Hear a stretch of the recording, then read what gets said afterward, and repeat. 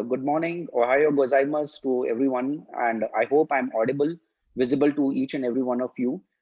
Thanks a lot for joining for this interesting panel discussion, and we have a stellar lineup of speakers today, and I hope the topic will be valuable for each and every one of you. So before we actually begin, just a quick introduction and a context setting on the topic in itself, which is resilience of the Indian tech talent ecosystem for business continuity and growth. We all know that COVID-19 has been a global disruption, right? And raising serious concerns about employee well-being, employee safety, and leaving organizations grappling with business continuity and growth. While the world is progressing through this pandemic situation, we are also witnessing the Indian technology ecosystem has continued to show resilience, grit, and determination. The India centers are driving strategic initiatives by enabling growth levers and also adding value to the headquarters. Along with that, we have also seen leaders across functions that have shown ownership, newer set of priorities to focus upon, and better planning towards business continuity. We at Zinnov had recently conducted a study and found that the overall global engineering R&D spend is expected to grow to around 1.9 trillion US dollars by 2023. Of this, nearly 50% would be spent on digital engineering over the next 3 years to boost the rapid adoption of digital technology transformations across industries. From India perspective, as my colleague JC was also saying, the country saw 40 new multinational companies setting up their global centers during this pandemic period. And we might expect around 100 plus number by next year or so. Engineering R&D talent ecosystem is growing by 10% year on year. Availability of digital talent, the maturity of the startups, and peer multinational tech companies are one of the major driving factors that the enterprises look into setting up the global centers in India. Also, the revenue which is generated from these global capability centers could potentially scale to around 60 to 80 billion US dollars by 2025. This will create a massive opportunity and demand for advanced digital skills and roles, embracing future technology and exploring partner ecosystem while keeping the organizations safe. The focus will now be not just to build on world-class, futuristic products and technology capability from India, but also how to create strong resilience and business continuity strategy to number one, minimize downtime and running of process smoothly. Secondly, building stakeholder trust and exceeding the expectation from the headquarters. Thirdly, staying relevant and innovative. And fourthly, faster recovery and lower impact on top and bottom line functions.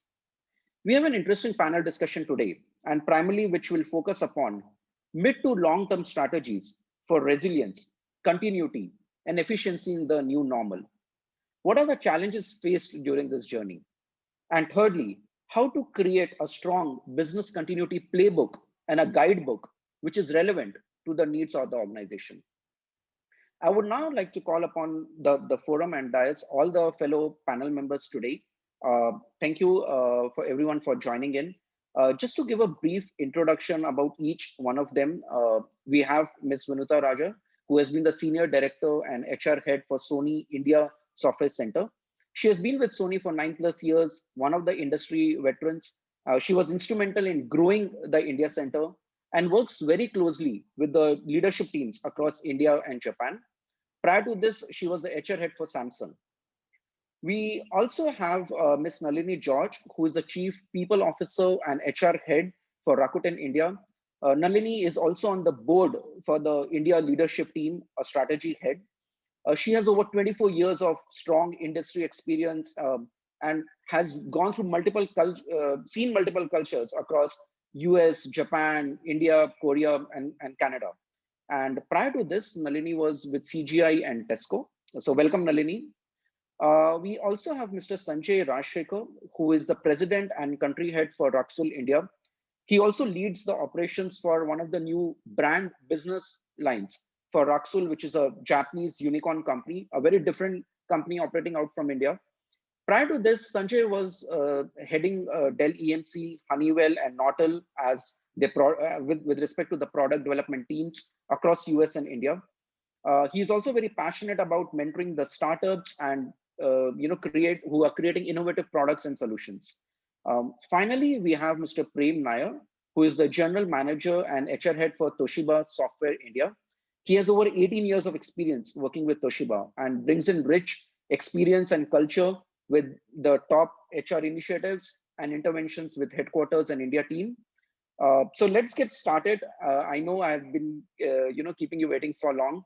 For the audience, if any questions you have for each and every one of us, please do ping in the chat box and let's keep it live, right? So let's get started. And my first question for all the fellow panel members, one of the fundamental questions which we hear is, the pandemic has been going on since last 12 to 18 months and might continue for the next few months as well.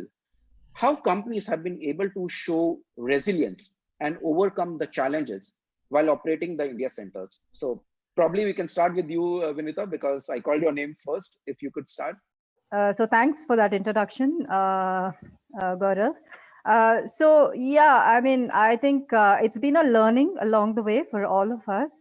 And I think initially when we were in the first phase of the disease itself, we kind of had to grapple with how to transition to infrastructure support of work from home, though we did have work from home even prior to the pandemic. It was not at this scale, right? Onboarding and various other processes, how do we see to it that they continue in the same manner as they were, previously?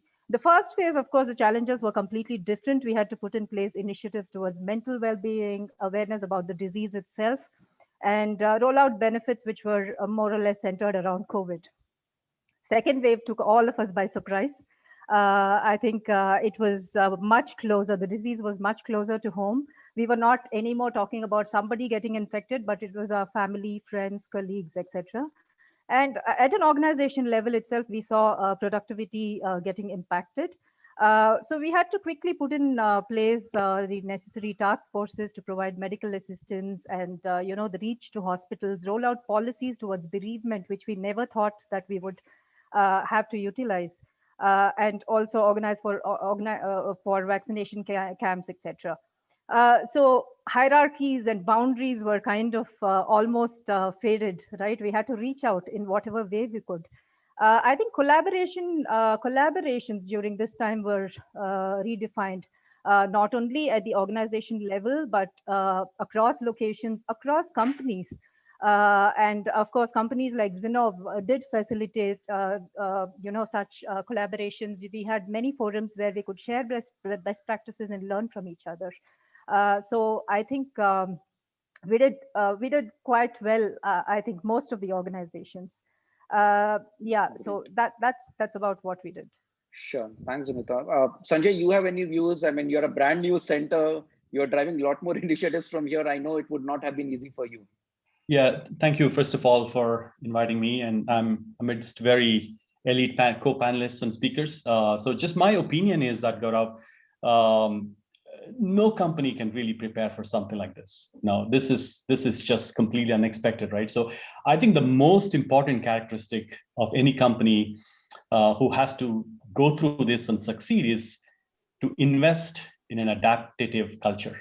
Now, while it's impossible to predict the changes that happen, right? The adaptive culture that's invested in a company will help the company navigate through any such things, be it remote working, be it remote hiring, be it no travel and all that, right? Also, I think the willingness in leadership to keep an open mindset, to explore new ways of doing things and breaking all stereotypes, trying new things as drastic as they might seem, I think is also going to be very, very important. Most importantly, I think, as leadership, we have to be able to look ahead into the future through what I call the fog of ambiguity. The fog of ambiguity always engulfs us, and especially in these times, right? And I think the leadership's ability to look through this, and I think is going to be the most important aspect. And as a company, right, Raksul India, we didn't have to unlearn anything, learn anything new, or change anything. We were just created right smack in the middle of this pandemic, so we had no choice but to figure out how to make it work. So yeah. Great. Thanks a lot, Sanjay. Nalini, your views. I mean, from Rakuten perspective, you are growing at exponential phase. I know this would not have been an easy period for you as well during this time. Yes, Gaurav. I love the way Sanjay put it across. We were in the midst of everything when we were born here, literally. For Rakuten, I think the good thing that happened was we predicted even before what was happening. So we were almost like 6 weeks early in terms of preparing for everything, which really helped us to kind of navigate through this. And the culture and mindset of the leadership helped really navigating all through this, right? The first thing we told our employees was don't panic, because that's what happened first. Everybody were dispersed, people didn't have places, they moved away from home, they went nearer to home. That means they were not in Bangalore, not near office. The first communication was don't panic. And communication from leadership, strong communication, right, to minimize any change during this time. The BCP was in place, it was intact, which helped us to kind of navigate through that. Strong decision making, risk taking ability during this period, not just in India, even at HQ. We launched a lot of new products. We launched a new business, mobile business, during the pandemic, right? It was a huge risk that we took. Resilience is something that we spoke all through. Being optimistic is something we spoke all through. E-commerce business took off really well. That means we had to make sure that our systems were probably doubly taken care of. So we made sure that we scaled up our systems very quickly. Our employees were probably more busier than what they were during pandemic, because all these things happened together. But the best thing that happened was leadership constantly communicated saying nothing has changed. You just moved your base from office to home. We'll give you whatever you want. You want home office? We'll set it up for you. You want internet? Go ahead, get your high-speed internet. You need medical support? Here we are. We increased our insurance. Everything was kind of in place for our employees. We just didn't take care of our employees, we took care of their families too, near and dear ones. So for me, resilience is, one at the company level. Don't change anything. Continue what you're doing.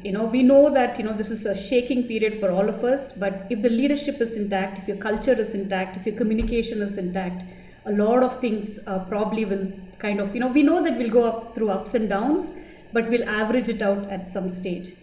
We hired a lot of leaders. A lot of leaders joined us without even meeting us. Many leaders. And growth that you spoke about, Gaurav, almost like 1,200 people, 1,200 people during the last 12 to 18 months was not easy. So including my team, right, being strong mentally, physically, so that's what I would say. Thank you. Awesome, great. Prem, your views on this from Toshiba's perspective? Thank you, everyone. I think all of the speakers already has told the activities what they have done. But to give a different perspective. When the pandemic hit India, we were not that ready for a work from home. We were maybe around 20% or 30% employees were equipped for a work from home option. So within few days, maybe in a week's time, we could manage to increase this 20 to 30% to 100% work from home. That was the best thing which we did. I would say that, within a week time, without losing any productivity, we could come out with the work from home option for all the employees. So that was the first thing.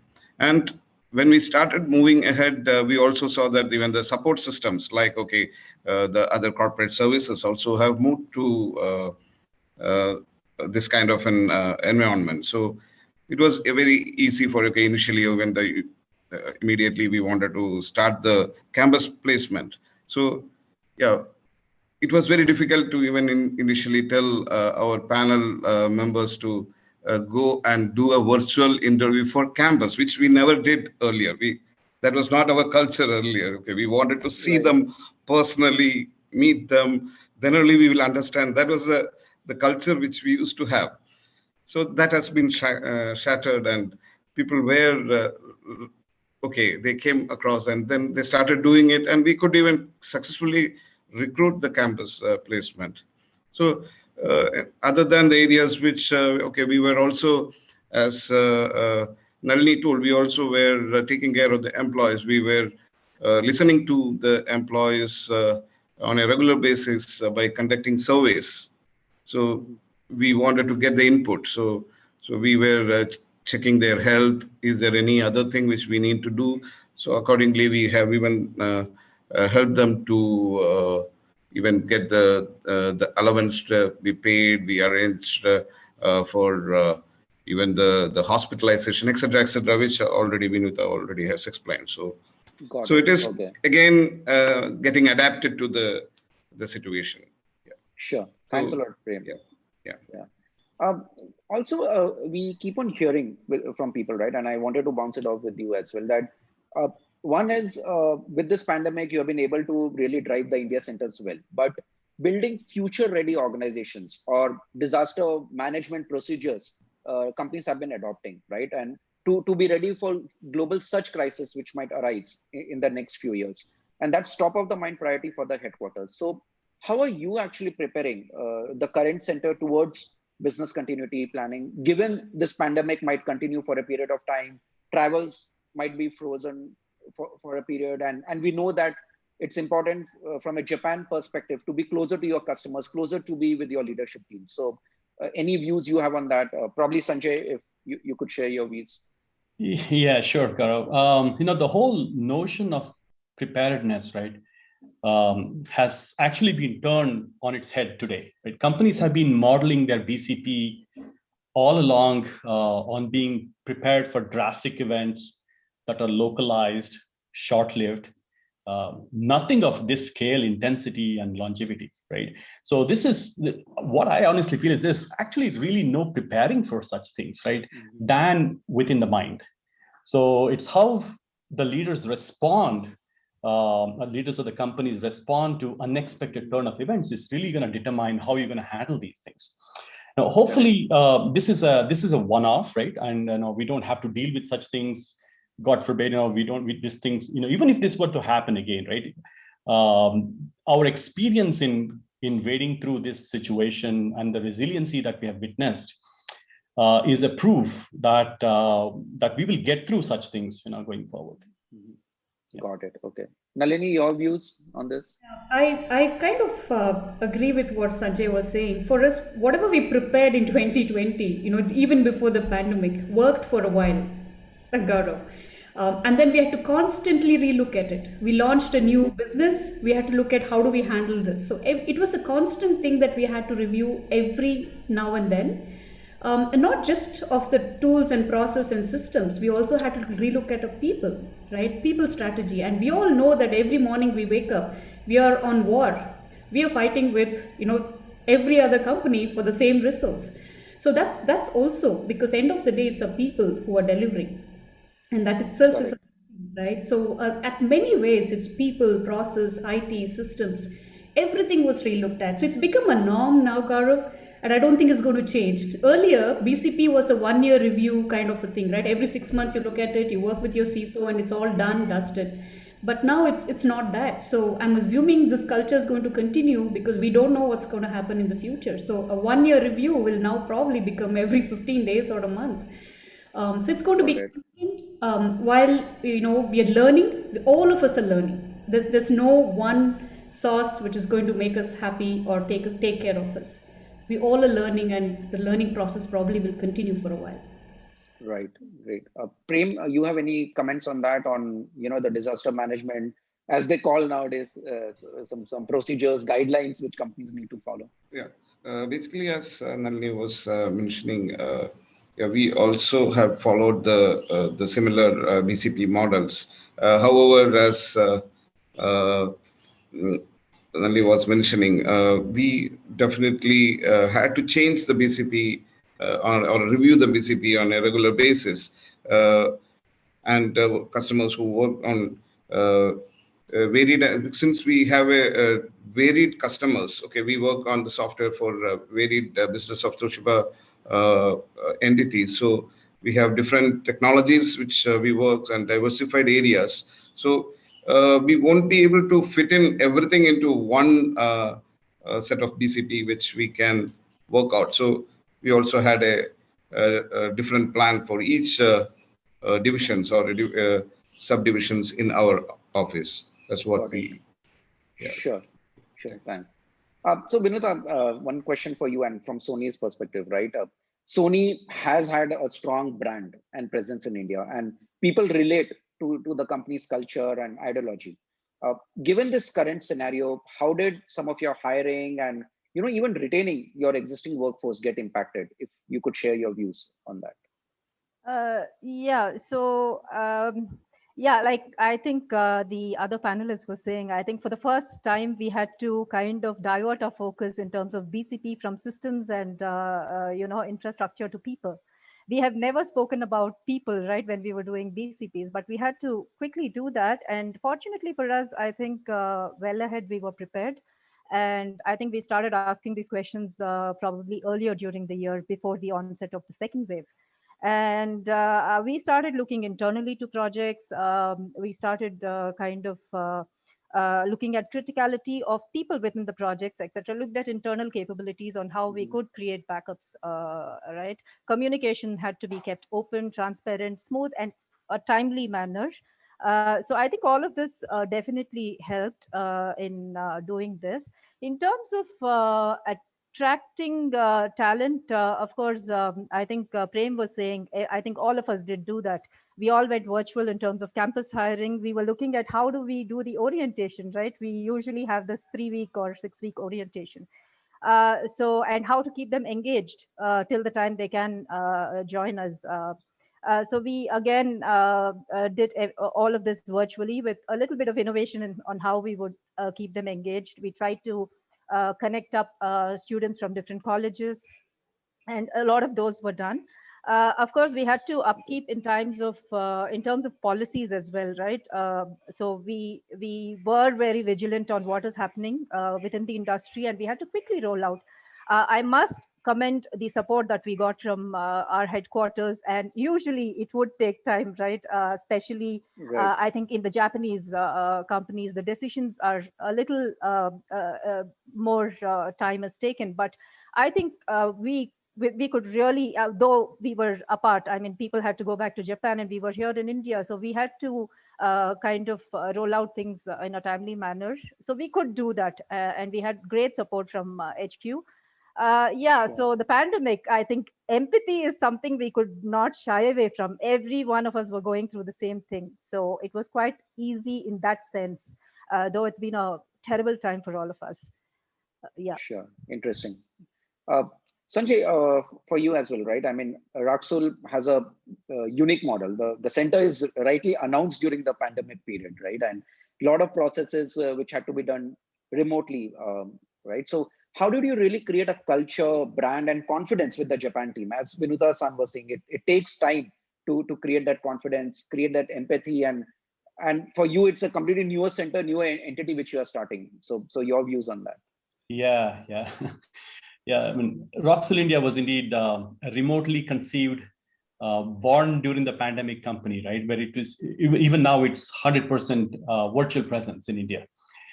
It was a huge leap of faith on the part of the CEO, the CTO, and the board to invest in this kind of an expansion right in the middle of the pandemic, right? Fortunately for us, the expectations of India, expectations of Raksul India has always been to progressively build a center for value delivery versus focusing on headcount targets. So that really worked in our favor, right? So that gave us mission orientedness. And any growth in India is aligned very closely with specific missions of Raksul. Now, the mission could be small or big, depending on the business need. And in India, now we have responded with very, very mindful hiring. And the culture and the mindset alignment when we hire has been an extremely important factor for us.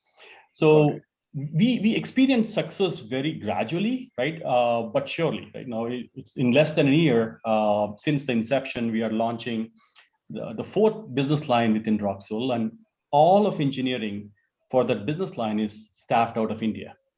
And this is actually launching on the 1st of September, right?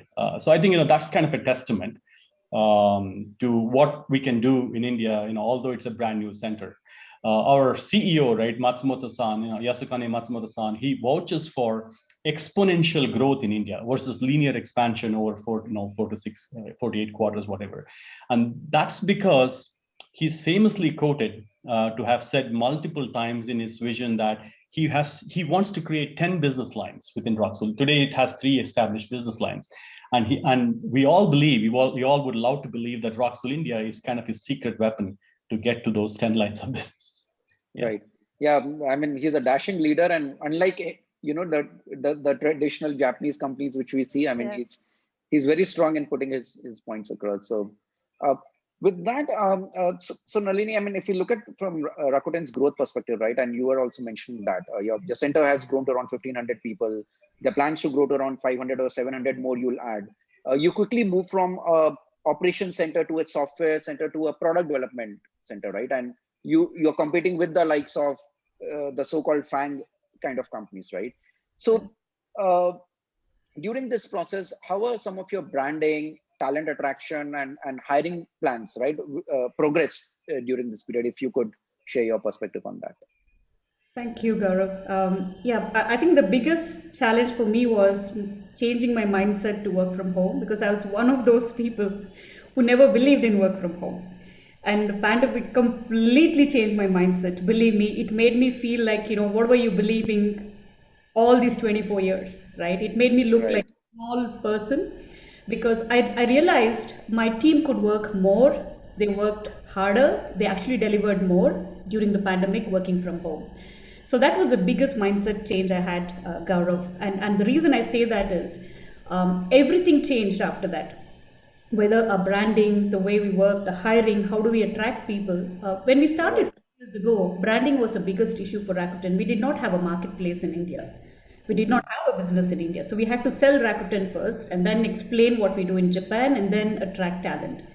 But fast forward 4 years, everything has changed. People understand what Rakuten is. I think there are 2 or 3 things that has helped, Gaurav. One is the kind of work we do, which really attracts talent. We always say that, Rakuten is the coolest place to work in terms of the work we do, the culture, people, leadership, everything. So the biggest branding for us is the work we do. We are a global conglomerate. That means that, we work in all domains, e-commerce, you want to work in mobile, you want to work in fintech, join us. Attracting talent has always been difficult. Like I said earlier, we go to war every morning. We have the best of talent in India, but there are 10 other companies looking for the same resource. There are 3 ways we do that. When we talk to candidates, we talk to them about the work culture. It's very, very critical, because when you wake up in the morning, you need to work with the right manager, right people, right job. We talk about the work they have. We talk about how you have opportunity to move from one tech stack to the other over a period of time. You stay with us longer, you have opportunities to work in other countries. We also give opportunities for people to work in Japan, US, Singapore, other countries. So, because the talent pool is so young, we understand the requirement really well. It's not just work, it's money, it's opportunities, it's moving around in different locations. Right. But let me tell you, it's not easy. While I might speak all these things that we do, we are still fighting against an unknown until the person joins, and it's still difficult. Right. You're sounding cool as you speak, so I can relate to what Rakuten believes in. Prem, laughing because Vinutha is going through the same as is everybody for that matter. Prem, your perspective, right? So if we look at Toshiba, and the company is going through a lot of changes right now, right? Because of the global structure, the business markets, how it's changing, and areas like database management systems, MFP, peripherals, they itself are going through a lot of changes, and it's getting impacted as well. Has any impact been seen on the India Center because of these changes which are happening? So, yeah, Thank you for that question. So we recently did a study on the MFP market. MFP is nothing but the multifunctional peripherals, which is the printers. This market is going to be impacted due to the current COVID and the way we work, etc. So this usually it used to be used in offices predominantly or government offices. Now there was a real discussion on how the market will impact the MFP business. So we did a study on that, and this is not only affecting the Indian market, but also in the other world, the MFP market is slowing down. The business is slowing down, definitely. So in order to overcome the situation, we have also moved from the typical printing technology to the LMR or logistics and manufacturing retail area, not the government or the other office automation. This thing we have moved from there, and also we have come out with the cloud solution on the MFPs, or it is called on the DMS or the document management system. So we have moved away, and that was one of the things which we did. There will be also change in the focus from hardware technology to more for the software solution integration. So by considering all these areas, we feel that there will not be any impact for the India Center. We do have almost around 350 employees working in this area, but definitely this will not impact us, is what we feel. Sure. Okay. And also one of the questions we got from the audience as well, right, when we were speaking, is in terms of what are some of the initiatives which you took during the pandemic period, which you would like to continue to be there post-pandemic as well? Are there one or two examples you can take, some other things which you might want to continue? I know work from home could be one of it, but probably some other factors. Vinutha, yeah, is Prem going to go? Please go ahead, Prem. No, please, you can go ahead. No problem. Yeah, so I think one of the things is that, Gaurav, you already said it, work from home. I think that is something, I think the hybrid model is something that is being considered, which I think we will continue to do going forward. And certain policies like, the EAP platforms, right? We never considered having such in place. Actually, I know many of the organizations do have that in place, but we were not really sure on how many people would come forward, etc., etc. But anyway, we had that in place, and I'm hoping that we will want to continue that, not only because we are going through the pandemic, but I think giving a person a window to, basically vent out what issues or challenges that they're going through, that would help us. And other things like very unfortunate, we had to have in place the bereavement policies. Because we always thought a younger workforce, we will not have to deal with it. And so we had to put those in place. I think these are some of the things that we will continue going forward. And of course, the BCP, where we are going to be evaluated on people criticality, we are going to continue that as well. So I think some of them, and also in terms of investments in infrastructure which support the hybrid model of work, that is going to be something that's going to be continuously evaluated. Sure. Mostly the focus will be on not cost optimization, but building in efficiencies in terms of operations. Got it. Okay. Sanjay, your one or two examples which you would like to keep?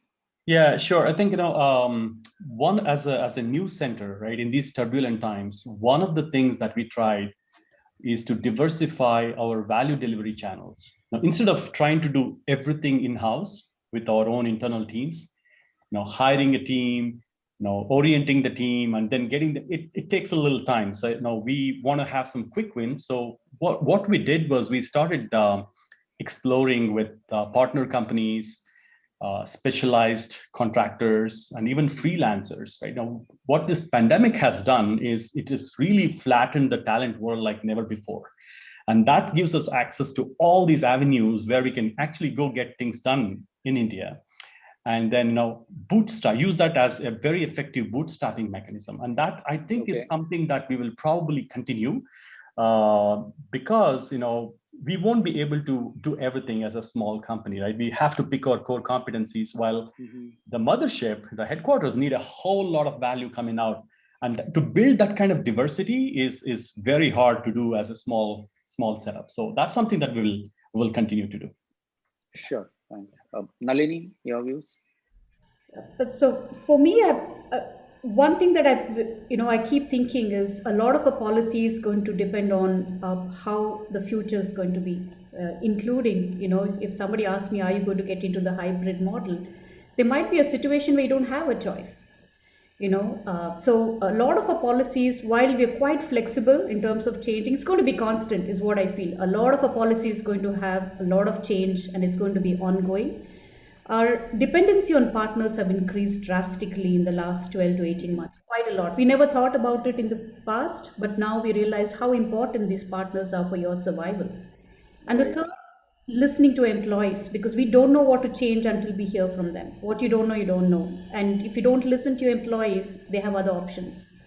So these are three things that we feel that we constantly are going to continue doing it, and change is going to be a constant in everything that we look at. And we got to have a leadership mindset that we're not going to say that everything is going to do, the policy is going to drive, because the policy itself might change. Right.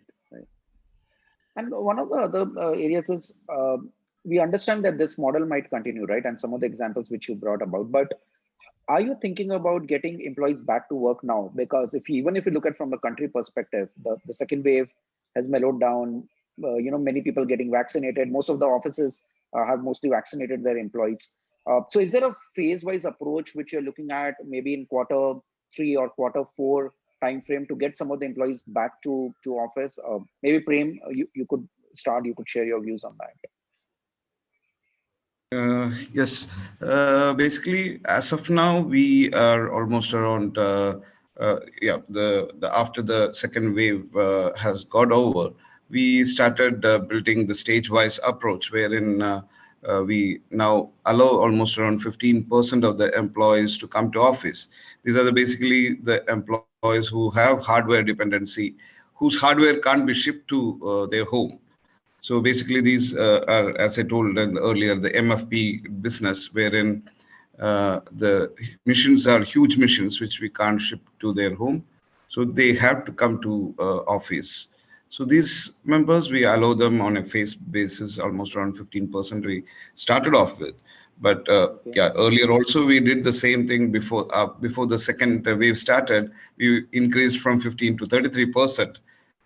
Then suddenly when we were about to go from 33% to 50%, that is the time then entire thing changed to the second phase started. So because of that, we brought back to a 10%, and then 0, and now again back to 15%. So it is, as Nalini was telling, it will evolve over a period of time. We are also working out now how we can implement the new work from home options, wherein we are hearing from the employees' perspective, plus we also do a study on the market. So we are in the process of implementing that too. Okay, sure. And Sanjay, from your perspective, will we see Raksul India having a physical presence as well now? I mean, if people are planning to come back? Absolutely, we will, right? I think this is again like what Nalini alluded to earlier, and just Prem was talking about. This is an ongoing thing. None of the plans have worked so far, which are dependent on when this pandemic actually ends, right? So we have to keep discussing it, keep bringing it up, keep making plans, be very flexible with our options. But we definitely want to have a physical presence, but it's not going to be definitely office only. So it's going to be a hybrid kind of a model, right? Where it will be multiple days in the office, but mostly work from home. That's what we're going to move into. Sure. So Vinutha, one of the questions for you as well, and again, this was from one of the audience. You spoke about having the right communication channels, which needs to be there with the headquarters. So what are your views? How you build that confidence and communication with the global team? And because you have been with the system, and Sony has had a presence for a lot many years in India. If you could share your perspective on that. Yeah, so like I was mentioning before, Gaurav, so we started asking these questions probably much earlier. because we saw that the cases were increasing from a day-to-day basis. So we kind of started talking to the headquarters and the various business units. And of course, one thing that helped was I think India was shown all across the globe. So they were not kind of taken by surprise. They themselves were already aware. So we had to kind of set expectations with the business units. And we continued to kind of look internally. We strengthened partnerships with the vendor companies. I think that became highly important. Also looking internally on who can kind of quickly take over those roles if we at all had to prepare for such. So this was done on a continuous basis. We were continuously interacting from an HR point of view with our counterparts in HQ. And also from the business point of view, I think the engagement was constant. Almost on a weekly basis, we had to send certain, metrics, etc. So that I think kind of helped us. In fact, when we were working, there were a lot of our stakeholders from other countries saying, "Why are you working?" Because I think, though it was quite difficult times in India, I think what they were perceiving across the globe was it was really terrible, right? So they didn't expect us even to be working on a day-to-day basis. But I think they did understand and supported us throughout. So it was not as difficult as we thought it would be. Sure. Thanks, Vinutha. And I know we are just in the nick of time. Quickly, Nalini, 1 or 2 points on key takeaways from your end for Fit for the Future. What are your key takeaways? I feel listen to your employees, keep an eye on what's happening, think ahead, probably predict what's coming ahead of you, be ready, be kind, be empathetic, very, very important, and adapt to change, which is the only one I would say before I could, say thank you. Great. Sanjay, your closing comments. I agree with Nalini's points, right? I think adaptability and being open to change is extremely critical. While we look for ways to attract and engage top talent in this drastically different talent landscape that's shaping up, right? Just to quote Charles Darwin, right? It's really not the strongest of the species that survived. It's not even the most intelligent. It's the most adaptable. I think that's going to hold true going forward. Great. Thanks, Sanjay. Prem, from your perspective? So the same as Sanjay and Nalini told, it is adapting to the situation is the key, and the leadership capability and the direction which we as a leader will be taking is really is going to really drive. So yes, that's a takeaway. Sure. Perfect. I think great panel discussion today. Thanks a lot, everyone, for being a fantastic panel members. I think so much great insights, and I'm sure we could go in for another 20, 30 odd minutes, but my team is pinging me. They're saying your time is up now. So quickly, just to summarize 1 or 2 points from my side as well, I think structuring a robust crisis response team is critical in today's scenario. Secondly, you decentralize a lot of your decision-making process. So local centers having the autonomy to drive a lot more functions. That I think leads to more faster response rate is what we could hear from the speakers. Collaboration to be redefined. I think be open to change. I think that's really a great takeaway for all of us. And I think be empathetic towards your employees and have right communication channel. I think those are the critical factors to have a right BCP structure and show resilience from the country. So thanks a lot with that, everyone, and have a great day. Arigato gozaimasu. Thank you so much, Gaurav. Thank you very much. Thank you.